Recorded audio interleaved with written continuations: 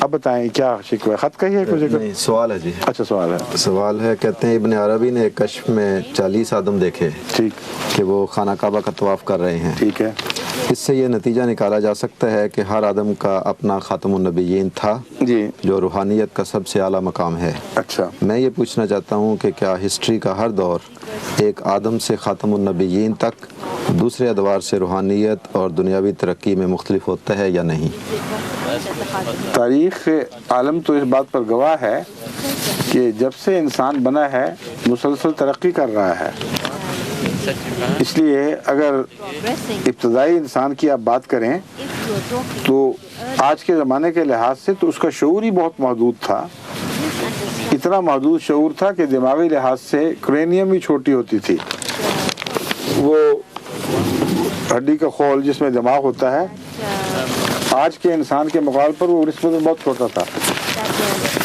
تو یہ خیال کر لینا کہ ہر ایک کا اپنا خاتم ان معنوں میں کہ وہ تمام ترقیات نصیب ہو جائیں جو مذہب اسلام کے نتیجے میں بالآخر رونما ہوئی، یہ بالکل غلط خیال ہے. تاریخ اس کو جھٹلا رہی ہے، سائنس اس کو جھٹلا رہی ہے.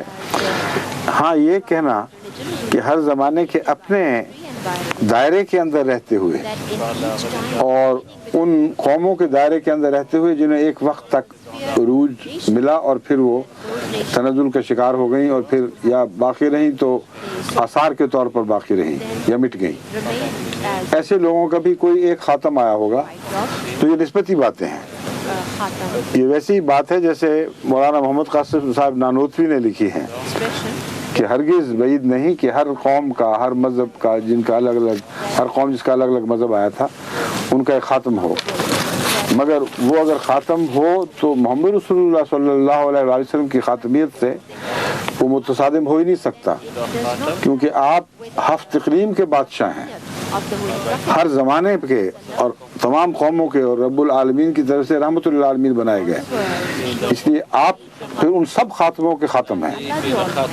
بس حقیقت یہ ہے کہ اگر کوئی خاتم ہے تو ہمیں اس بحث میں پڑھنے کی ضرورت نہیں. قرآن ہم سے اس خاتمیت پر ایمان لانے کا تقاضا نہیں کرتا. ایک فلسفیاتی بحث ہے، کوئی بعید نہیں ہے کہ ان زمانوں میں ان قوموں کو کے عروج اور زوال کی داستان میں ایک ایسا نام بھی لکھا ہو جو ان سب میں سب سے بہتر ہو. اس سے تو انکار ہو ہی نہیں سکتا. اس کو آپ جزوی خاتم، جزوی طور پر خاتم کہہ لیں تو کہہ لیں، مگر حضرت محمد مصطفیٰ صلی اللہ علیہ وآلہ وسلم کی خاتمیت کے ساتھ اس کا موازنہ نہیں ہو سکتا. ظہور مہدی آخر